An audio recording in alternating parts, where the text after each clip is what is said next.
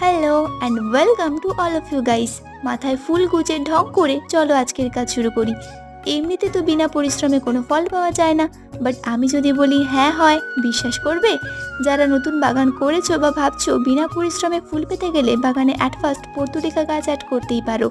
এই ফুল গাছের একটা ডাল হাতে পেলেই তোমার বাগানে পর্তুলিকার রঙিন বাহার তৈরি হতে বেশি দিন লাগবে না। আরে হ্যাঁ বাবা, ঠিকই ভাবছো, এটাই সেই ভাইরাল গাছ। সে পর্তুলিকা, ঘাস ফুল, 10 o'clock, 9 o'clock, সূর্যগোলাপ, চাই বলো।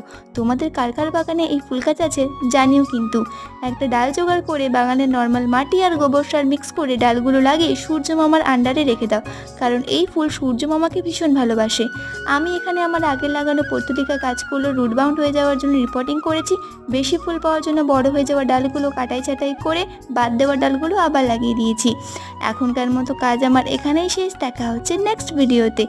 এখনকার মতো সবাইকেই টাটা।